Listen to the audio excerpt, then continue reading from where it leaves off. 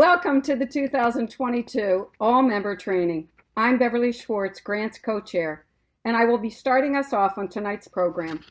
Other speakers this evening will include Alice Berman, our Grant's co-chair, and Barbara Renninger, one of our Financial Review panel co-chairs. Please note we will be recording tonight's session, so it'll be available for those who are unable to be with us tonight. If your video is off, please turn it on. Also, please be sure your screen name is correct so we can properly assign you to breakout rooms. So if you're using your daughter or son's iPad, please make sure it has your name on it. If you have any comments or questions as the program progresses, please feel free to enter them in the chat section. During the presentation, all attendees will be muted by the host. But Kim Kern, our executive director, will be monitoring the chats. We will also answer questions at the end of the presentation. Next week, after you've digested the information from tonight's session, you'll meet with your FAC chair and team leaders to apply this information in a proposal evaluation training session. Please register for this if you haven't done so already. Our hope is that new and old members will have a chance before your first meeting to discuss the principles presented this evening and work together to see how they apply to the review process. This training will meet on the same day and time of the week as your normal FAC meetings. For many of you, this may be your first Impact 100 program you've attended. So we want to start off with a brief overview of our mission and values.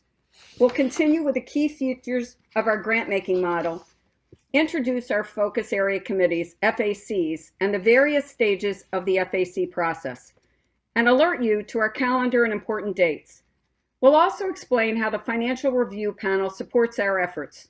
Along the way, you will hear several acronyms such as LOI, FAC, and COI. By the end of the evening, they should be more familiar to you.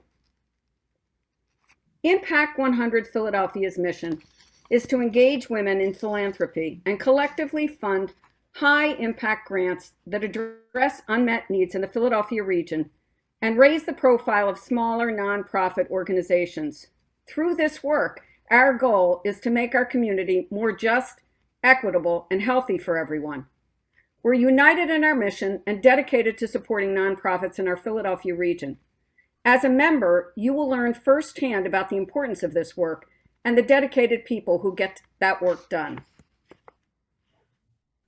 From our original 111 members in 2008, we've grown to 454 members for this year's grant cycle. This includes 82 new members. Each year, our available funding is based on the number of members we have. 100% of our members' donations are given directly to nonprofits. This year's grant funds total $435,000. That means we will award 3 core mission grants of $100,000, 2 operating grants of $50,000, 1 $15,000 community award, and 2 $10,000 community awards.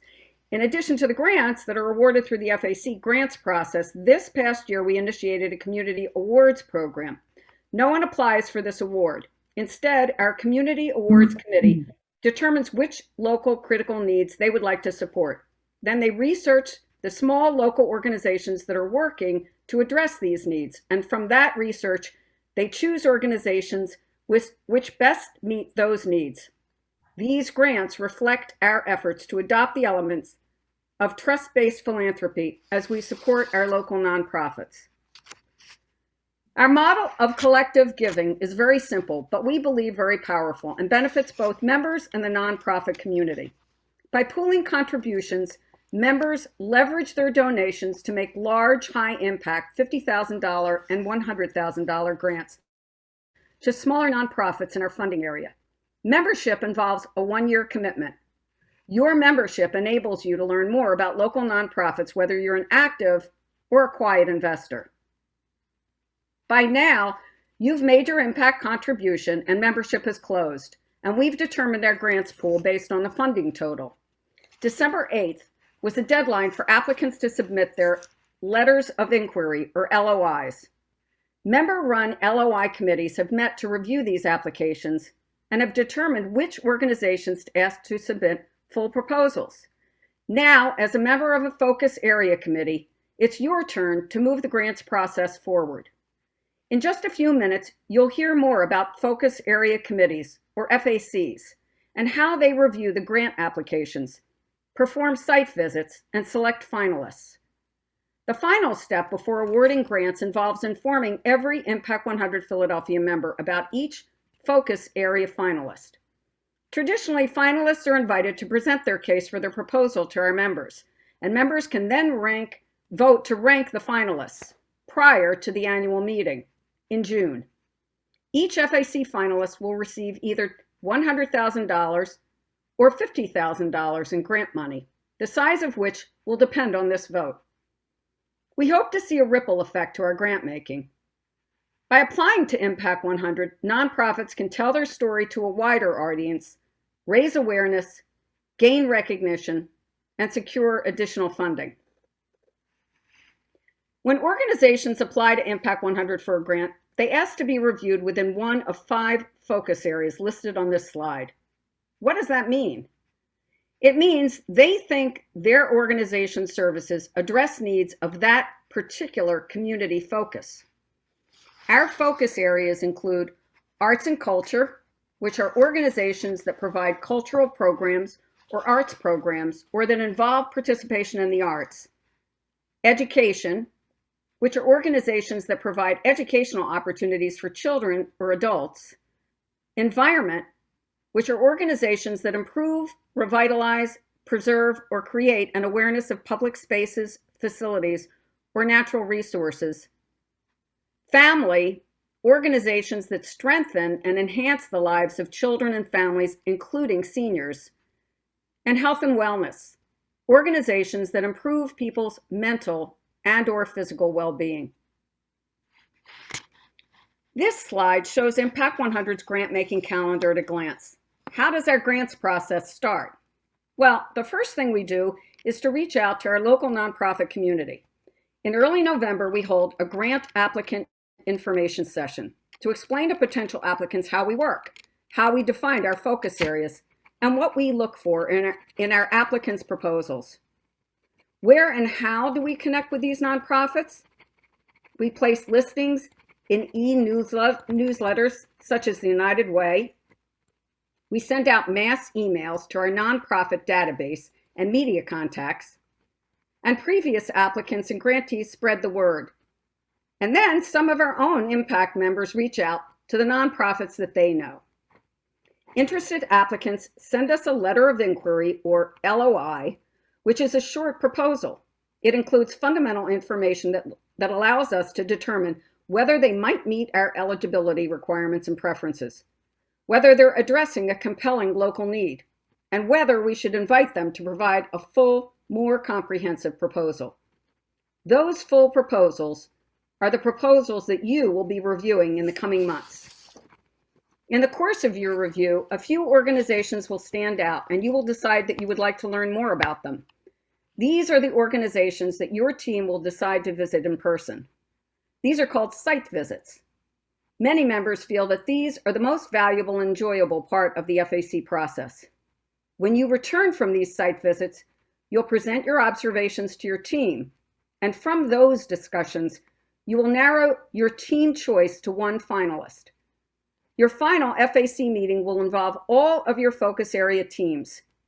Each team will present the pros and cons of their finalist choice, and the entire focus area committee will vote for one focus area finalist. It is these 5 focus area finalists that the entire membership will rank from 1 to 5 to determine who will receive $100,000 and who will receive $50,000. At the annual meeting in June, we will celebrate these voting results and our collective grant making. So, what do we look for when we evaluate an application? First of all, we do not require a specific budget. Consistent with our support of trust-based philanthropy, we're less interested in specific expenditures and more interested in the mission of our applicant and why our grant would strengthen the organization and have a high impact on the community it serves. What critical needs is this organization seeking to address, and how do they accomplish their goals? How do they track and measure their results? What is the strength of their leadership? Importantly, the proposal should address the question, why now? Why will our $100,000 grant propel an organization forward at this time? We focus on what differentiates an organization or proposal. What's happening now that a grant of $100,000 would critically impact, make a difference to the people and community you are helping, supporting. We also understand that a staff and board that reflect the diversity of the people served will be more likely to understand and successfully address the needs of their organization's beneficiaries. As we review these applications, we try to recognize any biases that might influence our thinking. Do you think that certain populations in need are more deserving of assistance, such as children as opposed to seniors? Impact's funded many organizations that serve children, but fewer that serve the elderly, the disabled, and LGBTQ populations. There could be many reasons for this, but as you review proposals, it's helpful to ask yourself if you have biases that prompt you to make these choices and think they are more deserving of assistance.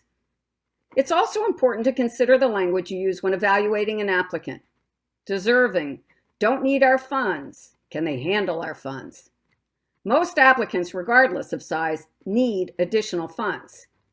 Consider using the principles of trust-based philanthropy to determine whether the organization evidences the expertise to manage our grant. Try to pay attention to the language you use in your discussions and whether they might indicate bias. Since Impact has embraced a trust-based philanthropic model, it's important you understand what it is and what it means. Trust-based philanthropy is a movement that promotes equity in grant making. It encourages funders to address the power imbalance between themselves and the nonprofit community, so they can be more effective grant makers. Trust-based philanthropy means what it says. It means that we trust organizations without requiring a standardized approach, so that we can optimize opportunities for cooperation, community, and creativity among diverse populations with varying lived experiences. A trust-based culture requires a commitment to anti-racist and anti-bias work. There is little acknowledgement of the structural inequities and sociocultural differences that are present for many people. If we do not acknowledge this, it can alienate those who are unable to assimilate. And what does that mean for Impact? Well, it prompted us to shift our support from project grants, which are grants that can only be used for a specific purpose, to fund core mission grants. Why did we do this? We did this because we trust that our grantees know best how to apply our grant funds to further their mission. This may support the core organizational and administrative costs of their organization, which includes salaries, rent, equipment, utilities, and communications. And because of that, while we do ask organizations for their financials, they no longer need to supply us with a detailed project budget.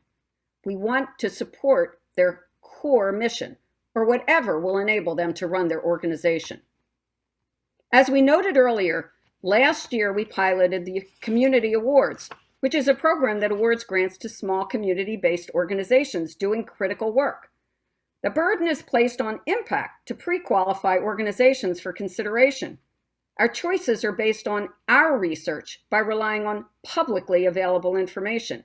No application is requested. This year, we streamlined our FAC process and requirements in order to lessen the time and energy burden on our applicants. We still require sufficient information to make an informed decision, but we removed repetitious and insignificant questions, unnecessary format requirements, and character limits. In addition, to make the process more transparent, we inform our applicants upfront about what information we will need later if they're asked to submit a full proposal.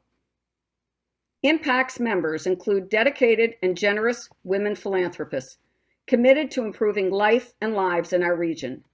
As an impressive and diverse group, our members bring different backgrounds and experiences to the table, which enable us to learn together and from one another.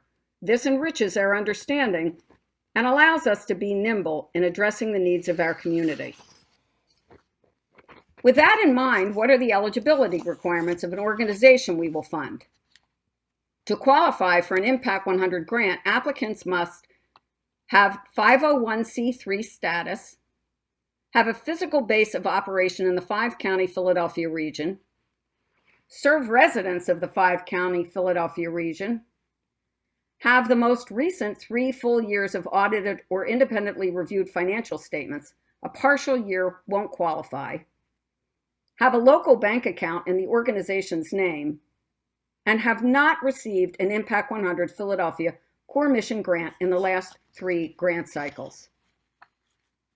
We also have funding priorities. These are not requirements. An organization that doesn't meet one or more than one of these standards could still be eligible to receive a grant. We believe our funding sweet spot is an organization with an annual budget between $500,000 and $5 million. Generally, organizations of this size that are properly managed are well positioned to handle a grant of $100,000, and yet they're small enough that $100,000 can make a meaningful difference for the organization. We look to fund organizations that have programs or services that target underserved populations. Applicants have the opportunity in our LOI and full proposal to describe to us the recipients of their services and how they are underserved. And we have a preference to fund organizations that are led by a staff and board that reflect the diversity of the populations they serve. We recognize that racial, economic, and political inequities in which we operate exist. As a result, we've learned that it's probable that racial and ethnic minorities are underrepresented in nonprofit leadership. And nonprofit organizations led by people of color are less likely to receive philanthropic funding than nonprofit organizations with white leadership.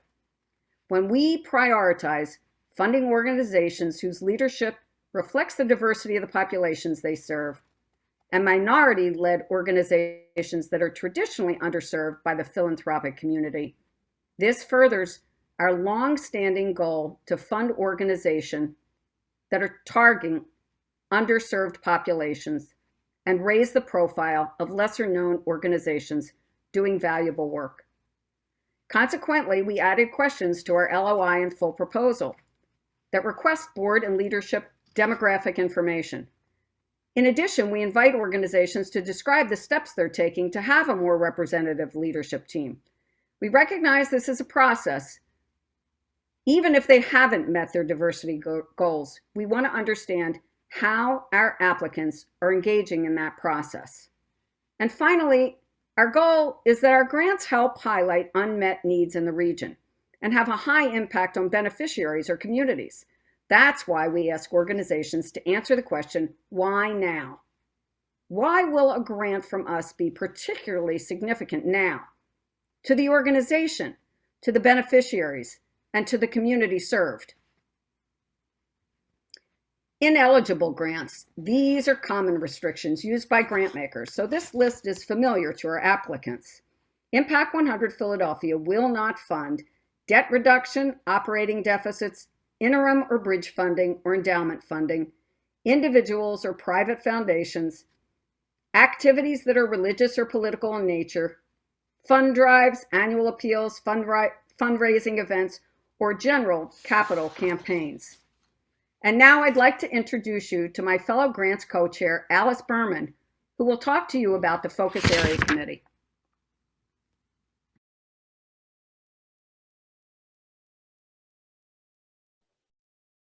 Thank you, Beverly, and good evening, everyone.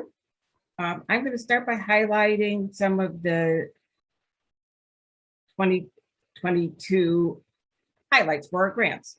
Our funding preference are organizations that are led by a staff and board that reflects the diversity of the populations they serve. We have removed the requirement that applicants provide an itemized grant budget. This is a further step in the direction of more trust-based philanthropy approach to our grant making. Grantees are in the best position to determine the best how to best allocate their funds, and we should not tie their hands by asking them to make a commitment to specific expenditures, often years in advance. This also allows them to focus energy and respond to emerging needs, such as recent years' COVID-related issues. In our proposal review, we should focus on assessing the strength of the organization and its mission. If we have confidence in the organization, we can trust that they will put our grant to good use. All our FAC meetings this year are planned to be virtual, but our site visits will be held in person pending COVID constraints. Our organizational values. As an organization, there is a set of values that we want to reflect at every stage of the process. First, we strive to be democratic and transparent. In practice, this means that every member's voice counts. During meetings, we invite and welcome comments from every member. We all have a different perspective, and we think that when we can reach a stronger decision when everyone has a chance to be heard. Also, applicants and members are treated fairly. We have a one woman, one vote process. With respect to our applicants, we keep them informed about our process and where they stand at each stage. Second, we strive to be prepared and organized. Our leaders plan ahead so members and applicants' time is not wasted. You will receive timely communication from your leaders about the process, your tasks and responsibilities, and any upcoming meetings. We strive to be welcoming and inclusive. Every member's view is equally valuable, and we want every member to feel comfortable expressing her views during the process. And finally, we act on Impact's behalf, not our own. As a member of an FAC, you are representing the entire organization in reviewing the proposals, conducting site visits, and selecting a focus area finalist. Similarly, FAC members are ambassadors for and representatives of Impact100 in the nonprofit community, particularly when you're on site visits. Our ground rules reflect those values. We value thoughtful discussion and exchange of ideas. Each woman's voice is important. One woman, one vote, and reaching consensus. Even if we don't agree with the final choice, we feel the process was fair and our voice was heard. In addition, to assure these values are maintained, all contact with applicants goes through the team leaders, and questions should be funneled through them. This helps streamline the communication and respect the applicant's time and our transparency. As members, we also need to maintain confidentiality and impartiality throughout the process. Our focus area committee or FAC calendar is shown here. This slide gives a timeline for the FAC process, which begins in early February when proposals are submitted and FAC start to work in the 5 funding areas: arts and culture, education, environment, family, and health and wellness. FAC members begin by reading proposals on their own time in February. Then from March to May, they meet 3 times to discuss and determine which organizations will move forward in the process. The first team members choose organizations to site visit. Those who are interested can and are encouraged to go on site visits. In May, each of the 5 FACs will select 1 finalist from the 2 or 3 FAC team finalists to present to the full membership. All members will have an opportunity to review information about each finalist and cast a vote in order of preference. Votes are then tallied and awardees announced. In June, at the annual meeting, grants and community awards are celebrated. Zoom meetings. Each FAC will meet 3 times. The first 2 will be team meetings. The third will be a full FAC meeting. Between 4 and 6 full proposals are assigned to each team. By the time this first meeting has arrived, team members will have reviewed those proposals on SlideRoom, considered their eligibility and Impact100's preferences, and conducted independent research on each organization, looking at their websites, news articles, and any other publicly available information, and then ranked the applicant on SlideRoom. You will come to this meeting, this first meeting, with knowledge of your team members' rankings. If they have posted comments on Cyberroom, you should review them so you will understand the motivation for these votes. And of course, you can post comments as you review as well. Oops. All right.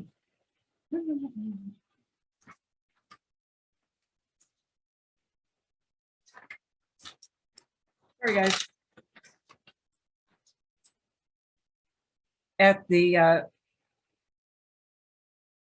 meeting, each member will share their thoughts about each organization so the entire team can consider each member's perspective and engage in a thoughtful evaluation of the proposals, ultimately choosing 2 organizations for site visits.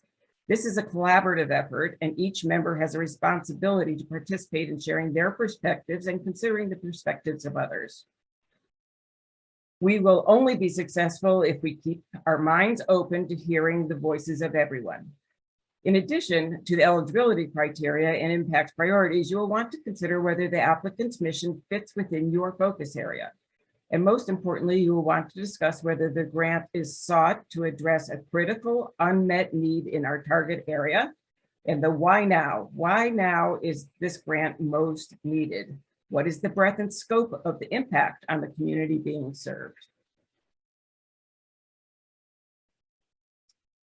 The site visit is considered by many members to be the highlight of the grants review process, particularly during this COVID time, since this will be in person. It affords an opportunity to discover things about an organization which you simply cannot understand from a proposal or online. As you travel to the site, you and your team are able to see the community in which this organization operates. When you are at the organization site, you can ask questions of the members and staff and leadership, and you can see with your own eyes how the organization functions. It will be the responsibility of the site visit leader to compile the site team's comments into a site visit report to be shared with the rest of the team. And ultimately, with the FAC, if the organization is chosen as a finalist. At team meeting 2, the objective of the meeting is to determine among your team's applicants which applicant is best qualified to receive a $100,000 core grant. Team members who did not attend the site visit will rely on the site visit reports to understand the strengths and weaknesses of each site visit organization. Your FRP, or Financial Review Panel member, will help you with any financial concerns. The team will discuss the site visit organizations and ultimately choose 1 finalist. A team member who attended the finalist site visit will be chosen to present the finalists to the other teams at the 3rd and final focus area meeting. Remember, again, your discussions and non-public organizational information are confidential. At the focus area meeting, number 3, and for the full team, this meeting includes all members of the focus area, including the team leaders and financial review panel members. This is the culmination of the FAC review process, and the objective is to select 1 finalist to represent the FAC. Remember that everyone's voice is important in this process. Each FAC member will share her evaluation of the finalists so that the entire FAC can consider her point of view. The FAC chair will lead this final focus area meeting in which a final area finalist will be chosen. This is often an emotional meeting as each team advocates for its own team finalists. It's also an exciting meeting as FAC members consider worthy organizations. A member from each team will represent their finalists. Discussion will take place. Everyone casts a final vote, and the winner is this FAC's finalist that will be presented to the full Impact100 membership for voting. At this point, the FAC's committee work is complete. After the FAC meetings and all the finalists have been selected, Impact100, each member of Impact100 will receive information about each finalist, including those for community awards. Each member reads executive summaries, full proposals about each of the finalists. And before the annual meeting, each member votes. Core mission grants, operating grants, and the community awards are announced and celebrated at the annual meeting in June. Then you will see the power of collective giving in action.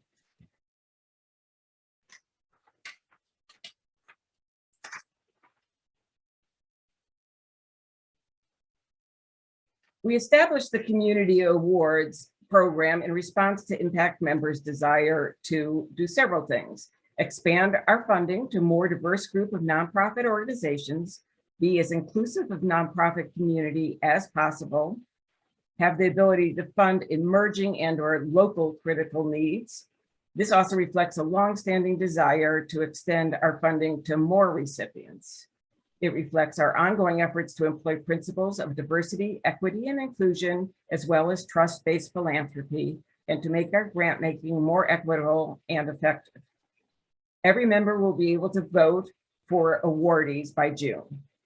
Awards will be given to organizations that are performing outstanding, critical work, but are not receiving significant funding from other funders. Now, let me welcome Barb Renninger, our Financial Review Panel Co-Chair. She will explain the role of the Financial Review Panel. Barb? Thank you, Alice, and nice to see everybody tonight. I want to just briefly touch on the role of the Financial Review Panel.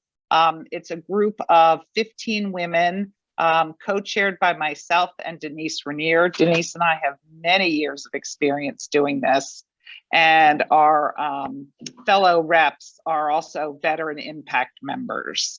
The Financial Review Panel, or the FRP, is comprised of women who do have particular expertise in financial matters. We are members of focus area committees, just like you, and we review the applicants using the same criteria and funding priorities that all members use, but we also conduct more thorough due diligence on the applicants. We then advise the FAC members about the financial stability of those organizations. Each team will have its own dedicated FRP member who will attend meetings and be available to answer questions about all financial aspects of the team's full proposal applicants. Our responsibilities are to the members. We feel we have a fiduciary responsibility to be sure that your contributions to impact are being invested in the nonprofit community in a sound way. We serve as consultants to each FAC regarding financial characteristics of each of the applicants. These include evaluating each applicant's financial strength, long-term viability, and their ability to handle a $100,000 grant.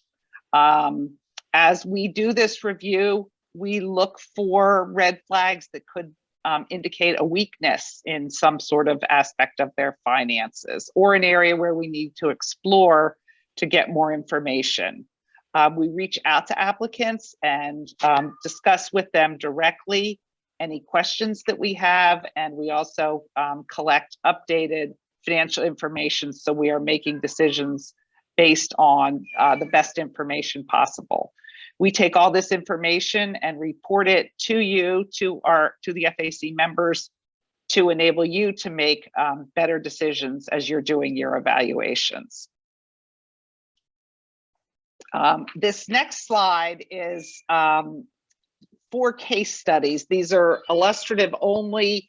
We have exaggerated in some cases some of the financial issues to give you an example of the types of things that we look for. These are hypothetical. They do not represent any real applicant, but we want you to understand some of the things that we're looking for from a financial perspective. Agency number 1 is a 3-year-old agency serving migrant children and families.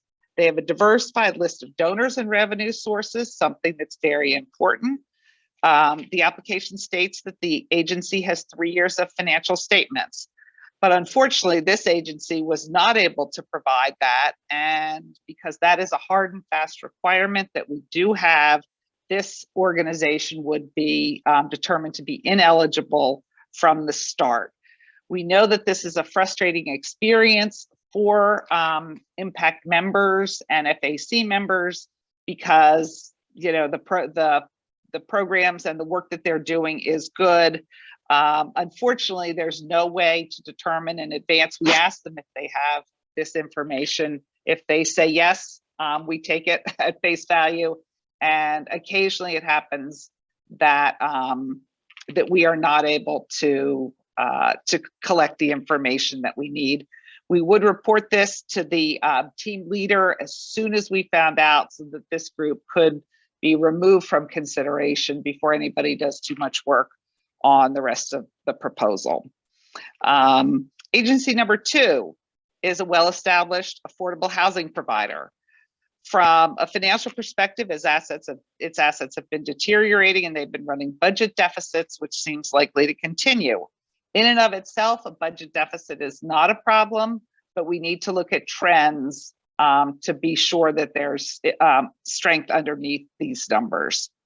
In addition to these financial concerns, their executive director, who has played a key role in the agency's success, is now nearing retirement age, and the agency does not have a clear succession plan. The finance director has also recently turned over. Finally, the organization has an indirect relationship with a religious organization. These factors together, though none of them is strictly disqualifying, would give us pause. They paint the picture of an organization that is pretty unstable, with the risk of some big bumps ahead. That said, if the team thinks that the organization's programs are strong and believe that we could have a strong impact with them, the team may select them to move on to a site visit to do a full evaluation. The FRP would then continue to explore these issues and write up a further review. Agency number 3 is an after-school program that is a local arm of a national organization. The organization has a stable operating history, which we like, but the local organization does not exercise control over their funds, which means they are not segregated from national funds, and we couldn't track their use. For this reason, agency number 3 is ineligible. Again, this is a hard and fast rule. We have to be able to be 100% confident that Impact100 grants are being used in our target area. We do accept applications from local chapters of national organizations, but we need to be sure that those funds are kept locally. If there is a chance that our funds could go back up to the national organization, be redistributed, we cannot move forward with that organization. Agency number 4 provides English language services to non-English speakers. Agency number 4 receives most of its funding from 1 or 2 donors, and the grants from these donors have been declining. As a result, the organization has experienced 3 years of operating deficits. A conversation with the organization confirmed that they expect their key donor to continue to reduce its contribution and is looking to develop a new donor base. This set of facts is worrying and suggests that the organization's financial position is likely to deteriorate further. We would want to dig deeper into these issues and would make a recommendation for the team members based on our findings. And I'm now going to return you to Beverly Schwartz to conclude the program. Hello again. So where are your proposals? The proposals you'll evaluate are provided on our online proposal system, and it's called Slide Room. All of your proposals can be read online, or you can download them to read on your computer, and many people print them out. We created a user's guide, which your team leader will provide to you. If you're new to the FAC process, you must first complete your conflict of interest form to be able to log into Slide Room. And if you've completed your form and are still having trouble, please reach out to your team leader for assistance.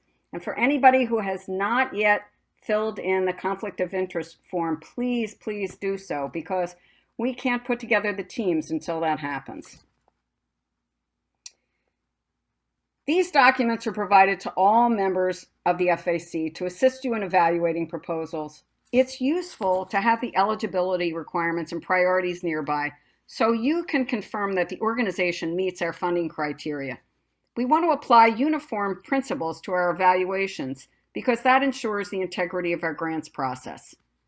The worksheet is also useful to help you in selecting specific data. What's their operating budget? What's the size of the board? Where does the organization operate? And finally, you want to be sure that your organization's mission fits within your focus area. You will find additional considerations useful as you review your applications. Do the goals of the organization seem credible? How do they accomplish their mission? How do they measure their success? Does their work improve the quality of life for their beneficiaries? Would our grants strengthen the organization and its ability to impact the beneficiaries of their services? What is the potential ripple effect in the community? What are other aspects of the community that will improve if the ability to provide these services is enhanced? When you consider the full proposals, please take the time to truly think about how well the organization is meeting the needs of its beneficiaries. Beyond the full proposal. In addition to the information provided in the proposal, you can learn a great deal about an organization if you take the time to go online. I forgot to do this when I first went to my first FAC meeting. And when I got to the meeting, I realized how much information I had missed. Online resources offer you a more comprehensive picture of the organization, its eligibility, and its mission. For example, what's the background of the board members? How does their training and education enhance their contributions to the organization's operations? Are there any conflicts of interest regarding our grant guidelines? What does their website reveal about their mission? You can find very interesting things online. Your evaluation is a foundation for the discussions you'll have at your meeting. Next steps. Next week, you have a chance to apply what you've learned tonight when you meet with your teams for the proposal evaluation training. This training will occur at the same day and time as your focus area meetings. So if you haven't already registered, it's important that you do that because you'll be able to have conversations with other members in your FAC about how you really weigh all of these considerations we've discussed tonight.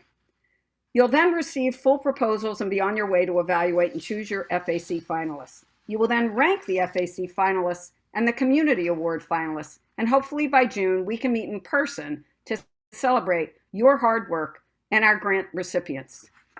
Before we move to breakout rooms, which we would like to do, we'd like to answer any questions that haven't yet been answered.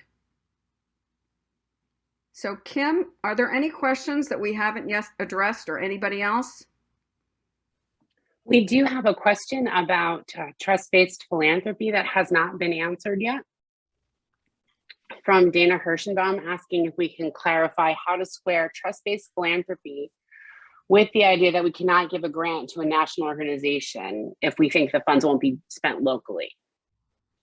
Do you want me to answer that? Since Go for it. Sure.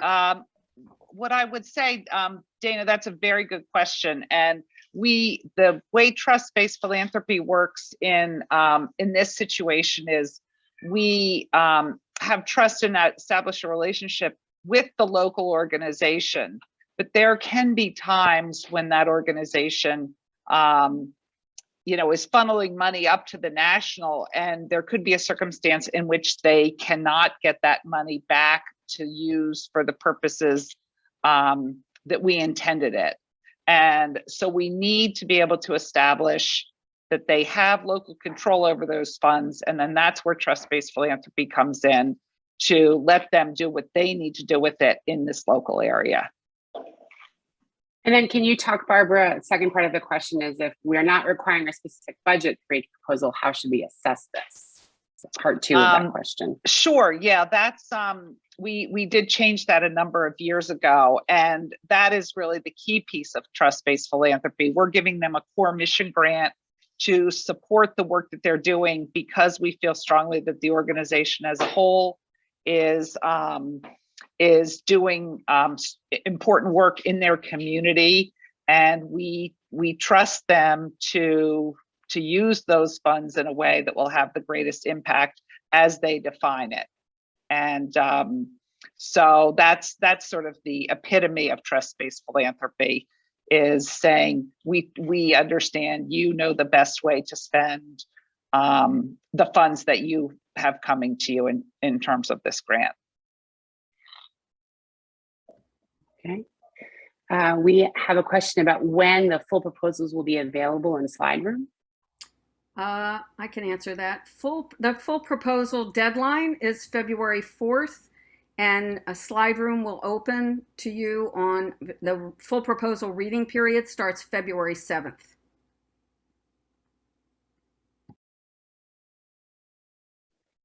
And I just dropped the conflict of interest form link in the chat in case folks haven't done that yet, because the teams are finalized once we've made sure that the places we were planning to have you contribute your grants analysis are not in conflict with your previous affiliations.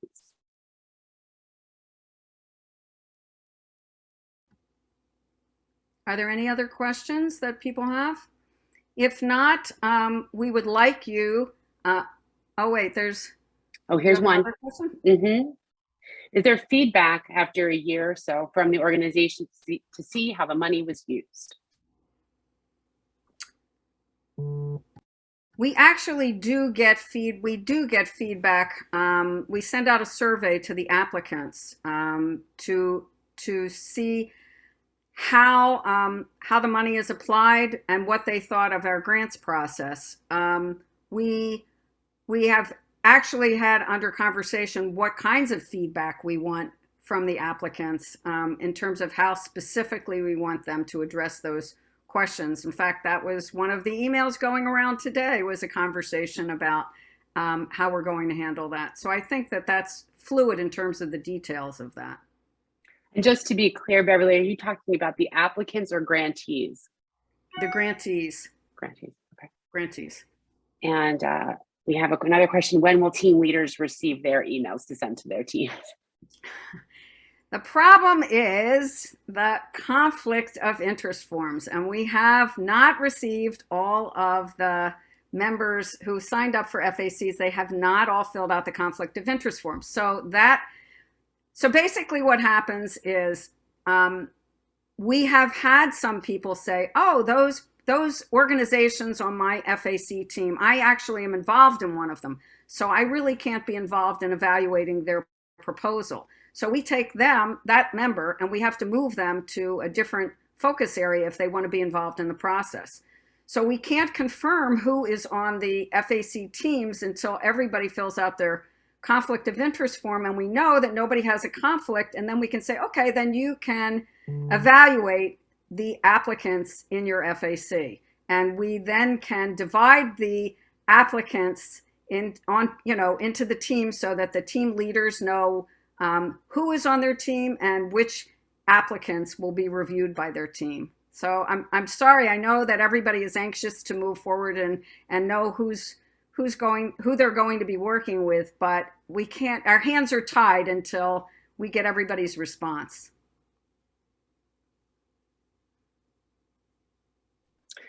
We're getting a question about specifics around what is meant by conflict of interest. Can you talk a little bit more about that? What does constitute a conflict of interest and what does not? If, for example, knowing an executive director counts as conflict of interest? I think that we're more interested in whether you have a financial relationship with the organization, or if you've served in a leadership role, if you're serving on a leadership role in that organization. So we had one member who got bounced to 3 different focus areas this grant cycle already, because either she or her husband had some very close financial ties or was on the board of one of the organizations we're reviewing. So, I mean, if you know somebody, I think that what's most important at that level is that you are aware of the fact that you might be biased towards that because you want to support your friend. And so in conversation, you have to just, you have to be honest about how much preference or bias you're giving towards that organization because you want to support your friend. And we have to trust that you're going to do that. We're in general, we're a group of philanthropists, so we know many people have familiarity with a lot of these groups and probably may have contributed to them. That does not constitute a conflict of interest. No. Kim, any other questions? No, we have some further guidance within the chat. Folks are saying that the actual form does have some useful Yes. guidance on that. So Yes. look at that language more closely if you haven't already. And if folks have questions about specific potential conflicts, who should they reach out to? They should reach out to Alice and me. That's what's been happening up until now. People who have conflicts, they contact their FAC chair, and their FAC chair will contact us. We'll pass that information to us.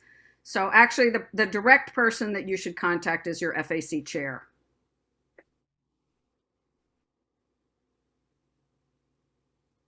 Anything else? I think now we really are through all the questions. So what we would like to do is we want to send you to breakout rooms because we are not meeting in person. We're hoping that you'll get to meet your chair and maybe your team leaders. You'll introduce yourselves to one another. If you're a new member, you'll be able to say, I'm brand new at this, or I've been a member for X amount of years and I've served in this capacity. And most importantly, one of the things we'd like to know is if you can share what your expectations are of the FAC grants cycle this year. And then we'll come back. If questions arise in the meetings, you can present those questions and then we'll wrap it up. Hey, Beverly, it's Eileen. Hi, everyone. Before we go to the breakout rooms, I just have to say there was a little bit of a technical difficulty. So they are going to be more randomized rooms.